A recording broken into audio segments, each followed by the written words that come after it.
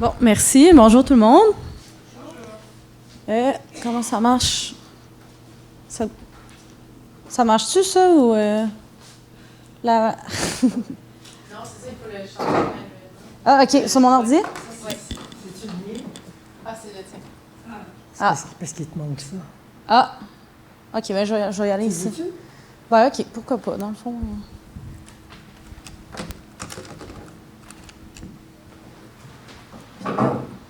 C'est comme ça. OK. Donc aujourd'hui, je vais parler de la prévention des inondations, particulièrement comment adapter une entrée en contre-pente. Je ne sais pas s'il y a quelqu'un ici qui est dans cette situation-là, qui a un entrée en contre-pente, pas de garage, qui se ferait inonder. Non. Ouais, c'est ça. OK. Bon, ben c'est pas grave s'il y a personne en part. Ah oui, vous, OK. Parfait. C'est bon. Ben ça va être une conférence pour vous, là. OK. Pas plus que ça. Ouais, c'est ça. Ouais. Donc, le but de la formation, c'est vraiment de vous parler de certaines mesures de prévention qu'on a testées puis analysées là, au cours des 2 dernières années. Puis, je vais vous montrer les résultats d'un projet pilote qu'on a réalisé à Montréal au printemps dernier. Donc, en résumé, ce qu'on va parler, là, c'est vraiment faire état de la problématique. Donc, vous expliquer c'est quoi le contexte des entrées en contre-pente dans des cuvettes. On a beaucoup de cuvettes à Montréal, partout au Québec, et l'eau s'accumule dans ces cuvettes-là. Donc, on va parler de ça. Des mesures de prévention, donc on va parler des portes étanches et du comblement. Et finalement, les ressources et subventions pour faire ces projets-là. On va finir avec une période de questions. Ça va être une conférence très intime, je crois. Donc, brièvement, je me présente. Je travaille chez Cooptation depuis près de 3 ans. Ça fait 2 ans que je travaille sur des mesures de résilience là, pour les inondations. Donc, il y a plusieurs façons d'adapter son entrée en contre-pente ou vraiment sa maison en général.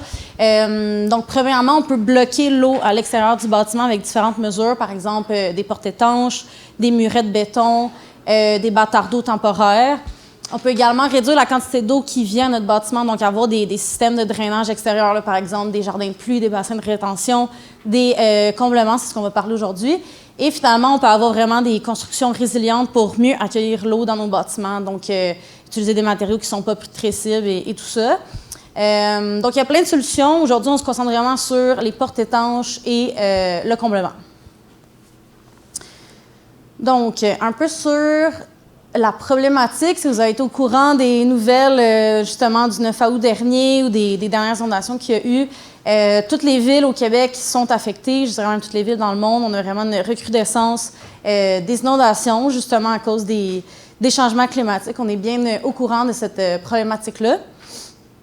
Et ce que vous voyez ici, là, pour juste illustrer un peu plus techniquement qu'est-ce que ça représente, cette problématique-là, ce que vous voyez sur le graphique, c'est les dernières grosses pluies qu'il y a eu à Montréal. Donc, on a justement ici là, le 9 août 2024. Les points en rouge, c'est les pluies, le niveau de pluie 100 ans. Ça veut dire que c'est une pluie tellement grosse qu'elle arrive une fois aux 100 ans. Et là, ce qu'on voit dans les dernières années, c'est qu'il y en a presque une par année des pluies plus que 100 ans. Là. Donc, le problème avec ça, c'est que nos réseaux d'égouts ne sont pas conçus pour des aussi grosses pluies. On ne veut pas surdimensionner un réseau d'égouts pour des pluies qui, normalement, arrivent une fois aux 100 ans. Donc, c'est ça, nos réseaux d'égouts ne sont pas conçus pour ça. Puis ça, c'est le cas dans n'importe quelle ville. Ça crée vraiment un surdimensionnement qui, au final, est payé par les citoyens avec nos taxes et nos impôts. Donc, ça devient vraiment une problématique complexe parce qu'on ne peut pas miser sur le surdimensionnement, que sur le surdimensionnement des égouts. Il faut vraiment d'autres solutions de résilience pour vraiment s'adapter le mieux possible aux inondations. Ce qu'on remarque, c'est qu'en fait, le risque d'inondation se divise en 2 éléments. Le premier, c'est la morphologie du milieu dans lequel se trouve le bâtiment et vraiment le type de bâtiment qu'on a.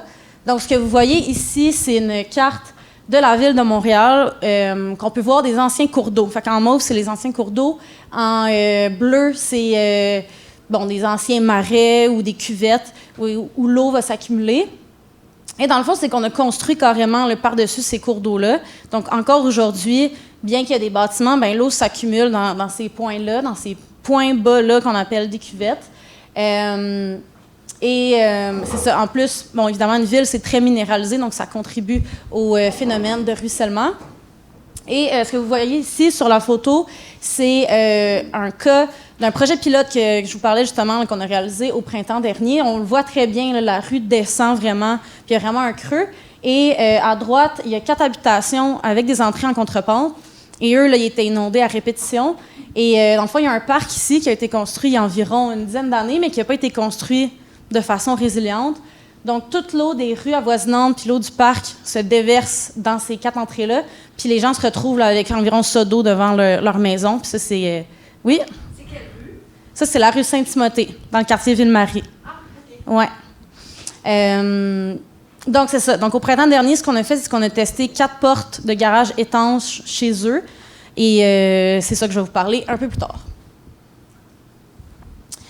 Sinon, le deuxième élément, là, quand je parle du risque, comme je disais, c'est vraiment le type de bâti. Donc, un bâtiment qui se trouve en cuvette ne va pas nécessairement subir les inondations parce qu'il n'y aura pas nécessairement d'éléments là, qui vont le rendre vulnérable aux inondations. Mais par exemple, si on a des ouvertures sous le niveau de la rue, bien évidemment, c'est une entrée d'eau lors d'inondation. Ici, on a un exemple. Là, ça, c'est un ancien bâtiment qui était construit un vieux bâtiment qui, jusqu'en 2019, pas de problème d'inondation. On l'a démoli, on a reconstruit, mais on a fait des logements sous le niveau de la rue. Et là, on a eu des problèmes d'inondation en 2022. Donc c'est ça. Il se trouvait déjà en cuvette, il y avait déjà une problématique, mais puisque le bâtiment il était mieux adapté, il n'y avait pas de problème jusqu'à temps qu'on reconstruise puis qu'on ne pense pas justement à adapter de façon verniculaire notre bâtiment. Il y a d'autres façons aussi, là, d'autres éléments qui peuvent être problématiques. Par exemple, si on n'a pas de clapet anti-retour qui nous protège des refoulements des égouts, ou par exemple, on va avoir une situation d'un toit plat avec une descente combinée dans notre maison qui pourrait refouler, par exemple, dans nos appareils de plomberie. Ça, c'est d'autres sources d'inondation qui peuvent être problématiques.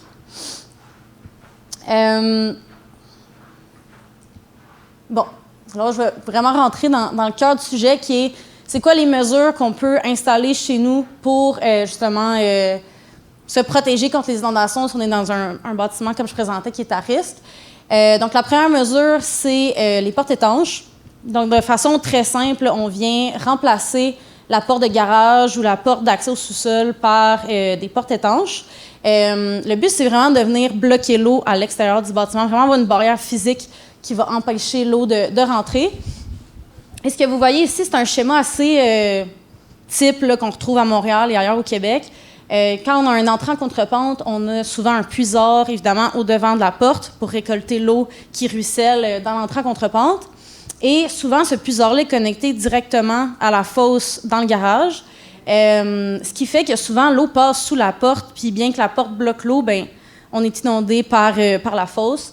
Donc, si on remplace par une porte étanche, évidemment, on veut se protéger contre l'eau qui passe sous la porte. Donc, on doit faire des travaux de plomberie. Ce qu'on fait, c'est qu'on vient détourner la conduite du puisard de la fosse de retenue et on vient la connecter directement aux égouts. Donc là, quand on ajoute des clapets anti-retour. Donc, quand le réseau est saturé, parce qu'il y a une grosse pluie, il y a une inondation, le réseau est saturé, l'eau refoule dans les conduites, puis là, vient rencontrer des clapets qui sont fermés. Donc là, on empêche l'eau de refouler dans le bâtiment. Sinon, un peu plus sur le produit en particulier. Moi, dans le cadre de ce projet-là, comme je disais, ça fait 2 ans environ que je travaille sur les portes étanches. Je suis vraiment devenue spécialiste des portes de garage. Je pensais pas faire ça dans ma vie, mais bon, je suis rendue là aujourd'hui.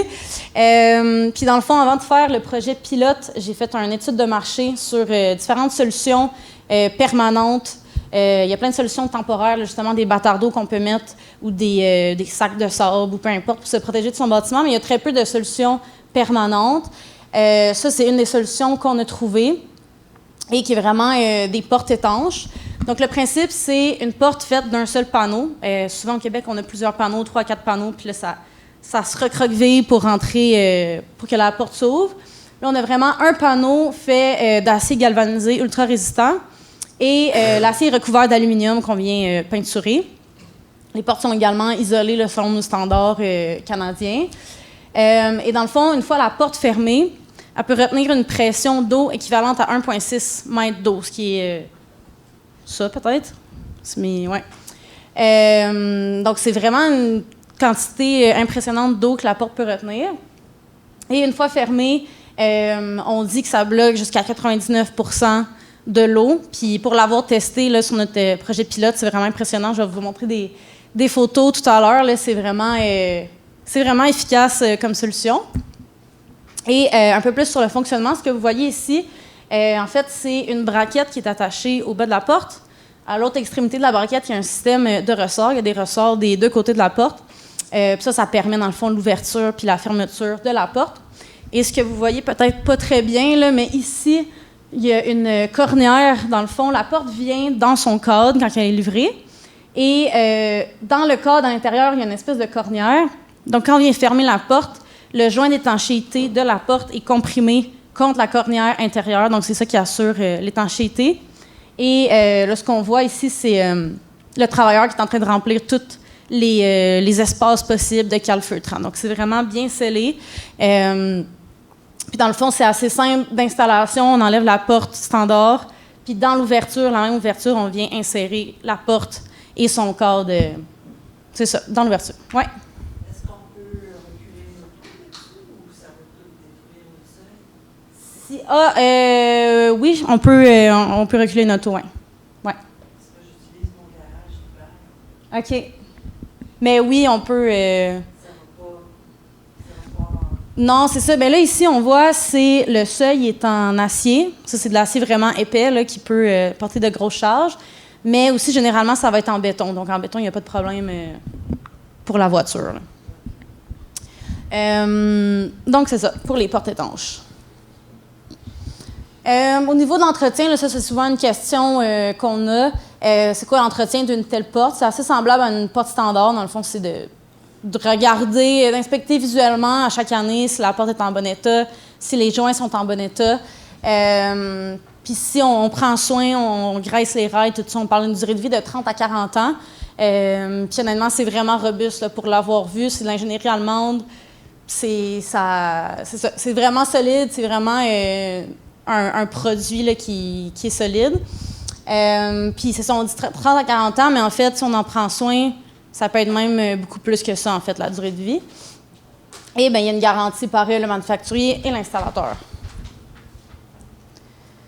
Au niveau des travaux de plomberie, donc ça, c'est un peu le schéma que je vous expliquais tantôt, le puiseur qui est connecté à la fosse. Et ce qui arrive en période d'inondation, c'est que l'eau arrive ici, ruisselle dans l'entrée de cour, et là, vient passer sous la porte ou carrément, des fois, défonce la porte de garage. Puis là, vient inonder complètement le sous-sol. Donc, ce qu'on vient faire, c'est que, comme je disais, on vient vraiment détourner la conduite du puiseur de la fosse, comme vous voyez ici, et on ajoute des clapets anti-retour. Donc, quand on a une inondation, on a un refoulement d'égout qui vient rencontrer deux clapets qui se ferment naturellement quand on a un refoulement. Et de l'autre côté, l'eau qui descend dans l'entrée de cour rencontre également un clapet fermé à l'intérieur, c'est sous dalle, en fait. Et on crée une espèce de bassin temporaire de rétention. L'eau s'accumule devant la porte, le temps que le réseau ne soit plus saturé. Puis là, une fois que le réseau est capable d'évacuer les eaux normalement, là, l'eau ici va s'en aller, les clapets vont s'ouvrir normalement, puis là, l'eau s'évacue de l'entrée de cour.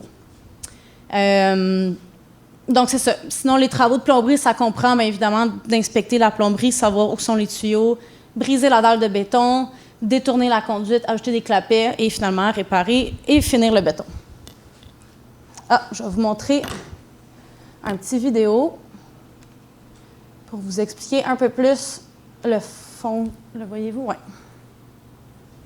J'ai juste une question. Oui. Sur ton image d'avant,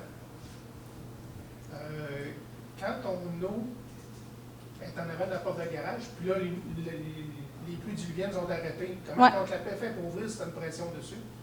Bien, en fait, il s'ouvre naturellement. Tu sais, c'est... Je sais pas... Attends.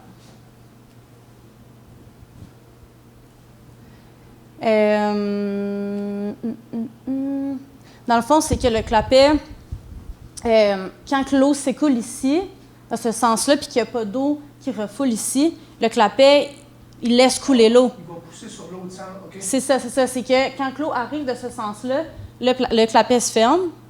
Puis là, quand ici, il n'y a plus d'eau, bien là, le clapet s'ouvre naturellement de son fonctionnement. Puis là, l'eau s'évacue normalement. Fait qu'il n'y a rien à faire manuellement. Là, c'est vraiment... Mais les deux clapets sont dans le même sens, quoi? Il y a l'eau vers la rue, autrement dit. Oui, les deux clapets sont dans le même sens. Dans le sens que quand l'eau refoule, ces deux clapets-là sont fermés. Puis après ça, c'est l'eau de la fosse, l'eau du garage qui peut être drainée par la fosse. Oui. Donc, c'est ça. J'ai un petit vidéo qui va peut-être être plus clair. Donc là, on est en situation plus fréquente. C'est avant les travaux, l'eau s'écoule dans l'entrée de cour. Le refoulement d'égout, l'eau arrive. Là, il y a un clapet, puis là, l'eau continue de couler dans le sous-sol. Et là, après les travaux, ça, c'est une vue en coupe. Donc là, l'eau s'écoule normalement quand il n'y a pas de refoulement. La période d'inondation, on a un refoulement d'égout. L'eau arrive, rencontre un clapet fermé. Puis l'eau de l'autre côté rencontre aussi un clapet fermé de par le refoulement. Donc là, on a de l'accumulation d'eau au devant de la porte. Okay. On a une autre vue, là. Ouais. Un peu la même chose, là, mais... Donc, c'est ça. Ça veut dire que si tu as eu un gros refoulement d'égout, ça veut dire que ton entrée se remplit d'eau. Oui. Par le refoulement. Oui, c'est ça. Bien, c'est l'eau de la rue, dans le fond, qui va remplir l'entrée de cour. Ça ne sera pas l'eau des égouts, mais l'eau de l'entrée de cour va remplir. Mais tu sais, on s'entend que cette solution-là est applicable pour des gens qui, justement, en période d'inondation, vont avoir 2, 3, 4 pieds devant leur porte, qui, de toute façon, il y aurait une accumulation d'eau devant leur maison. Tu sais. C'est juste que là, au lieu que l'eau rentre dans le sous-sol, bien, elle est contenue à l'extérieur. C'est ça. Elle reste dehors. Elle ne rentre pas du tout dans la maison. Okay, c'est vraiment ça l'avantage. On va tourner ici.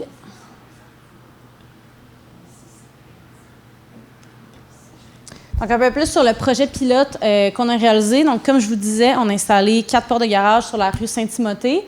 Ce qu'on a fait, c'est évidemment, on a fait des travaux de plomberie et on a installé les portes. Et ce qu'on a fait, c'est qu'on est venu vraiment simuler une situation de refoulement. Donc, on est venu boucher les drains. Et là, on a rempli avec un boyau d'incendie les 4 entrées de cour, une après l'autre.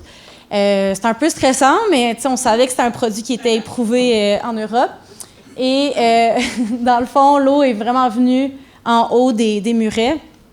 Puis on allait derrière la porte, dans le sous-sol, puis on savait la quantité d'eau qu'il y avait de l'autre côté. Puis il y avait, c'est ça, les fuites qu'on voyait à l'intérieur, là, vraiment très peu d'eau. C'est rien comparable à ce qu'on avait avant. Là, fait que on était comme super, ça marche, pas de catastrophe. Donc, c'est ça. Après le test, on a vraiment trouvé que c'était concluant. Donc, tant mieux, on a bien fait notre travail. Et bon, évidemment, après, on n'a pas laissé les gens comme ça. On a pompé l'eau à l'extérieur des entrées de cour. Et c'est ça. Ce qu'on s'est rendu compte pendant le test, c'est que, bon, il y avait 4 voisins qu'on testait un après l'autre. On a testé le dernier voisin et on a rempli son entrée de cour comme les autres. Et le voisin d'à côté, il y a eu une infiltration d'eau par ses fondations. Il y avait une grande fissure dans ses fondations qu'il pensait avoir réparée, mais finalement, c'était pas bien réparé. Fait que bon, c'était pas beaucoup d'eau, mais il y a quand même de l'eau qui sont rentrées par ses fondations, donc là, on a arrêté le test. Donc ça nous a fait comprendre que oui, c'est une solution intéressante, les portes avec la plomberie, mais il faut absolument voir ça dans son ensemble puis d'imperméabiliser toutes les fondations. En fait, bloquer toutes les entrées d'eau possibles parce que s'il y a une craque, l'eau va passer par là, c'est évident. Autre point important, les portes ne peuvent pas être installées l'hiver. Comme je vous ai montré, il y a beaucoup de calfeutrant là, partout sur le cadre de la porte. Ça résiste au froid, mais ça ne peut pas être installé l'hiver. Ensuite, bon, si vous voulez faire les travaux, il n'y a peut-être pas beaucoup de personnes dans la salle qui vont faire ces travaux-là, mais juste vous mentionner, bien évidemment, c'est de faire affaire avec un plombier qui est certifié et un installateur qui est accrédité par le manufacturier de portes qui est en Allemagne. En ce moment, il y a un seul installateur au Québec qui le fait. C'est lui qui a fait le projet sur la rue Saint-Timothée. Donc, c'est ça. Quelle est la marque de la porte? Ça s'appelle Aqualock. Aqualock. Oui. Bon, ça, c'est la page intéressante si vous voulez faire les travaux, justement. Donc, ce que vous voyez, c'est que c'est quand même des travaux qui sont dispendieux pour une porte de garage. Bon, c'est un investissement à faire, mais en même temps, on s'évite de payer 40-50 000 à chaque inondation. Surtout qu'en ce moment, ce qu'on remarque, c'est qu'il y a beaucoup de problématiques. Les gens ne sont plus assurables pour les inondations. C'était le cas des gens sur la rue Saint-Timothée.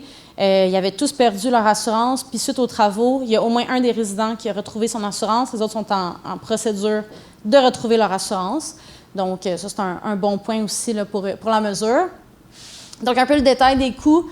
Juste la porte de garage, les dimensions assez standards, on parle d'environ 13 000 $. Ensuite, un point important, c'est l'importation. Comme je disais, sont faites en Allemagne. Il n'y a pas encore de manufacturier au Québec, au Canada. Donc, il faut faire venir les portes en bateau. Et dans le fond, dans le cas du projet pilote, ça a coûté 3 600 pour 4 portes. Donc, on a pu diviser le coût en 4. Donc, ça, c'est intéressant. Sinon, travaux de plomberie, on parle d'environ 3 000 si on combine inspection et les travaux. Après ça, ça prend un moteur particulier pour les portes, parce que c'est des portes qui pèsent quand même 300-350 livres, donc ça prend un moteur assez puissant. Et l'installation comprend vraiment enlever la porte, remplacer la porte, refaire le cadre, faire tout le calfeutré. On parle de 5 000. Donc, on se trouve 22-23 000 pour l'installation de la porte de garage. Si on veut aussi une porte d'entrée, c'est environ 8 000 la porte. Donc, c'est ça. C'est des coûts quand même considérables, mais suite au projet pilote, le programme de subvention Rénoplex de la Ville de Montréal a mis à jour son programme et il offre maintenant 9 380 $ de subvention pour la porte de garage et 3 300 pour la porte d'entrée. Fait qu'au moins, il y a ça que les gens peuvent avoir. Bon, si vous voulez installer une porte chez vous, ça, c'est les étapes vraiment grossières. C'est premièrement de valider que vous êtes admissible à Rénoplex. Rénoplex, c'est vraiment pour les gens à Montréal. Et c'est basé sur la valeur foncière du bâtiment. Sinon, obtenir un permis de construction, si c'est nécessaire dans votre arrondissement. Contacter un plombier, l'installateur accrédité par le manufacturier. Vérifier l'état des fondations, comme je disais, là, parce qu'il y a vraiment un entrée d'eau à ce niveau-là. Et bon, finalement, réaliser les travaux, faire le travail de plomberie, installer la porte. Et finaliser la demande si vous avez réussi à avoir la subvention.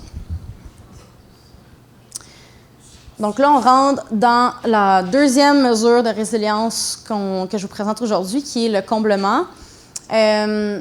Donc, assez simple, en fait, c'est qu'on vient carrément condamner l'entrée en contrepente, on vient condamner la porte, on vient changer l'usage du garage et on comble l'entrée en contrepente là, pour vraiment plus avoir de garage.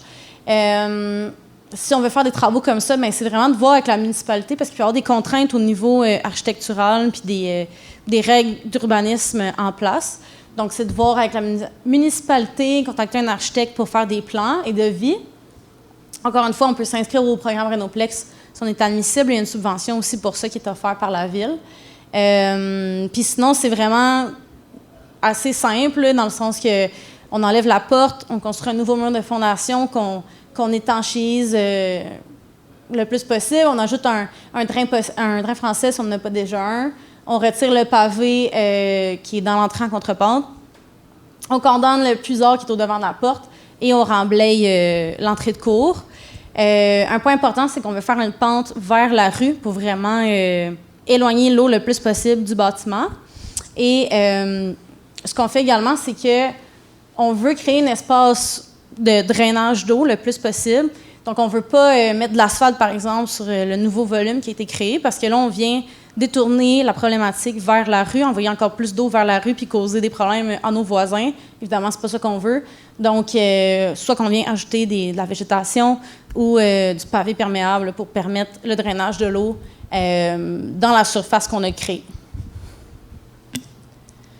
J'ai un peu mentionné, mais si on veut faire un projet comme ça, il y a des contraintes architecturales. Par exemple, si on veut convertir le garage en chambre, par exemple, c'est important de toujours garder un issue pour que les gens sortent, là, si c'est le cas d'une chambre.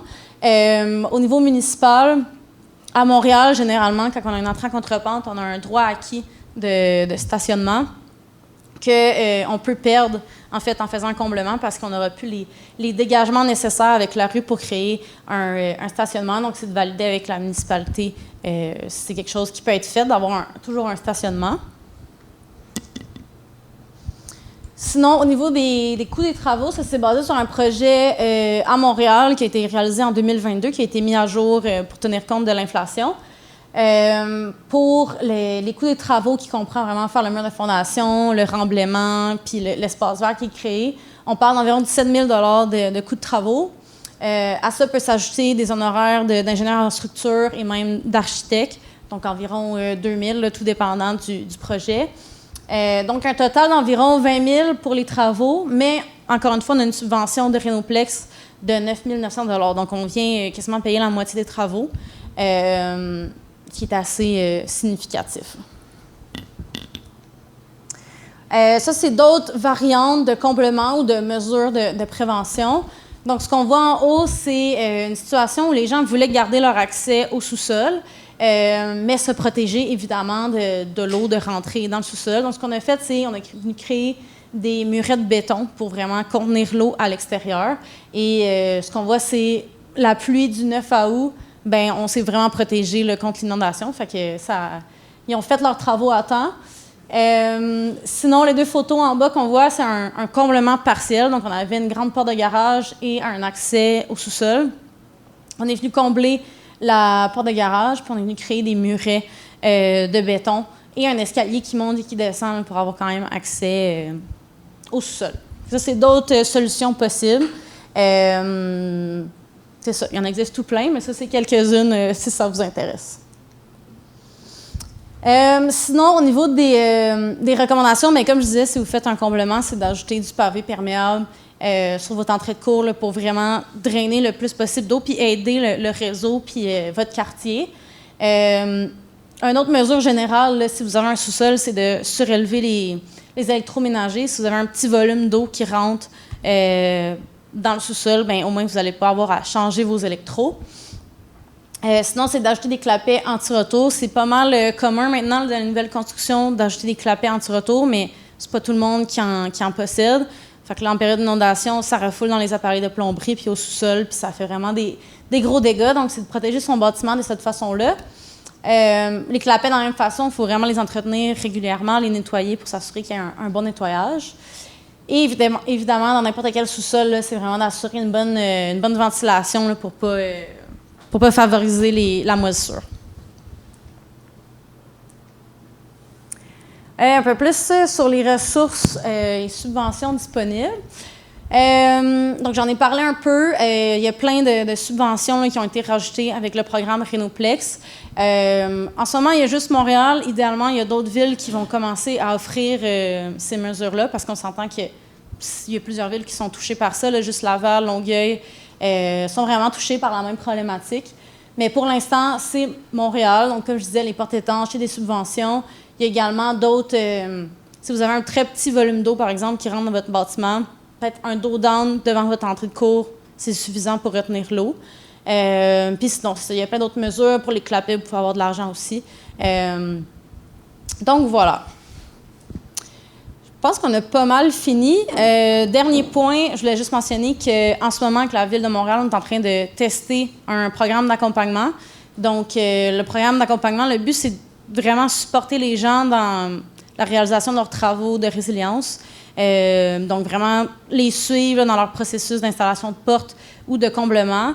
Puis, éventuellement, d'autres mesures, là, mettons, jardin de pluie, tout ça, c'est quelque chose qu'on veut tester aussi. Donc, là, on est en développement de ce projet-là. Peut-être qu'il va, si tout se passe bien, il va voir le jour au printemps officiellement. Donc, je vais juste le mentionner. Puis, c'est ça. S'il y a des questions, ben oui. Ouais.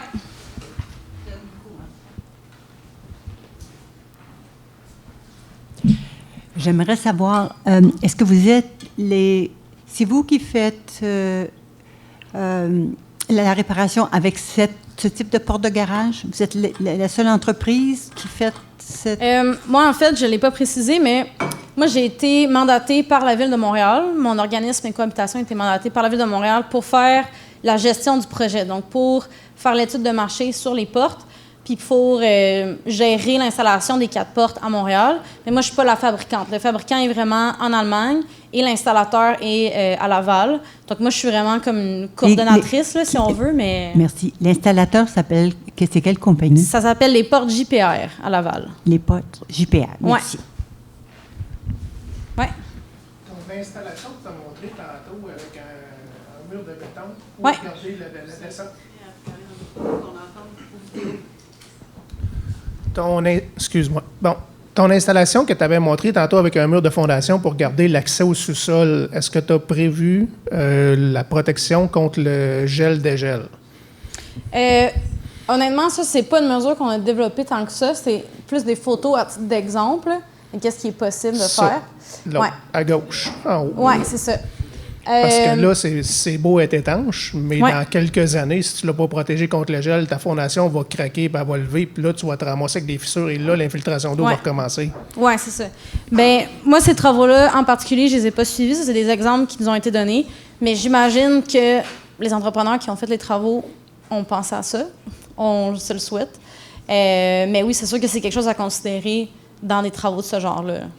Mais ça, justement, c'est le programme d'accompagnement que je vous parle. Ça, c'est des genres de mesures qu'on veut tester puis qu'on veut accompagner les gens là-dedans. Parce que là, on sait qu'il y a certaines personnes qui testent ça en ce moment, bien, qui font ça chez eux. Mais nous, on veut comme développer une boîte à outils qui va nous permettre de conseiller les gens là-dessus. Puis justement, c'est quoi les considérations qu'ils doivent regarder quand ils font des travaux de ce genre-là. En ce moment, on était comme en recherche un peu sur différentes mesures, dont ça, mais également, justement, détournement des drains de toit, des jardins de pluie, des bassins de rétention, toutes sortes de mesures comme ça, là. OK, merci. Est-ce qu'il y a d'autres questions?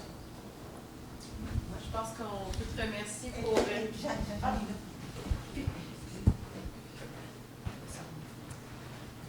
Puisque vous êtes de la Ville de Montréal, j'ai entendu dire qu'il y a un changement de zonage. Est-ce que c'est encore possible de pouvoir contester une portion de cette... De faire des réclamations, vous voulez dire?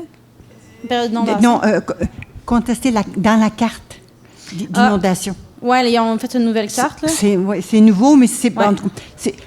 ça n'a pas été tellement connu. Et quand la maison a été construite, elle a été construite il y a à peu près 30 ans. Et la carte était autre. Et quand on a construit cette maison-là, on l'a construit pour que, en tenant compte que il n'y avait pas eu d'inondation depuis 100 ans, donc c'était considéré comme étant à l'épreuve de... Ouais. Et c'est près de la rivière des Prairies. OK. Mais près, mais je veux dire, Ouais. il y a loin, là. Mais c'est juste que c'est la rivière des Prairies, puis l'immeuble, la grosse maison est ce côté-là. Alors, mais avec la nouvelle carte, on semble vouloir la placer Dans la zone à inondable. l'intérieur. Alors, est-ce que, d'après vous, on peut contester cette chose-là? Je sais pas, honnêtement, parce que ça, moi, je travaille pas pour la ville. Puis ça, c'est pas non plus mes collègues avec qui j'ai travaillé à la ville. Je m'adresse à la ville. Oui, c'est ça. C'est vraiment de parler à la ville. Ça, Oui. je pourrais pas vous Oh, dire oui. si on peut... J'imagine que oui, là, on peut tout le temps faire des plaintes à la ville, mais Oui, oui. c'est Faire valoir sous toute réserve, je sais pas. faire valoir les droits parce que c'est que cette maison-là, le projet prochain, c'était de la vendre. Ouais. Puis parce que les enfants sont partis et de vouloir... c'est une maison extrêmement bien faite, très entretenue. Il faut... ça serait quasiment invendable, là. C'est ça. Mais Alors, c'est ça le gros les gens problème. quand on est intègre, on va pas vendre quelque chose parce qu'on veut, on veut s'en aller tout simplement sans être responsable. Puis en plus, c'est que les poursuites par la suite, on peut dire, bien, vous avez vendu quelque chose qui est invendable. Vous savez, ça c'est impensable. Mais parce que des refoulements d'eau comme on a eu, on n'en a pas tant que ça. On a eu un ou deux. C'est pas comme ça que la nature fonctionne en général chez nous, là. On a un petit peu de pluie, puis on n'a jamais ça. C'est sûr qu'il faut prévoir à cause de ce qui s'est passé, puis faut prévenir en autant que possible. Puis ça, je suis tout à fait d'accord avec ça. Puis toutes les mesures, moi, j'en suis là. Mais c'est pas... En tout cas, je vais Mais m'adresser. c'est un peu ça la problématique, c'est que là, justement, avec le changement de carte, il y a beaucoup de gens qui se trouvent maintenant dans des zones inondables. Puis là, évidemment, ça affecte directement la valeur de la maison. Puis souvent, nous, le commentaire qu'on a, c'est « Ah, ben pourquoi la Ville fais pas des travaux dans ma rue, pourquoi, non, puis tout. Mais en même temps, des solutions comme ça permet de protéger le bâtiment en entier par lui-même, tu sais. C'est ce que j'ai vu. Dépendant de la ville, donc... C'est ce que j'ai vu, puis j'ai vu des choses qui sont pas près de la maison et qui vont pouvoir être installées en prévention. Attends. Merci. Merci.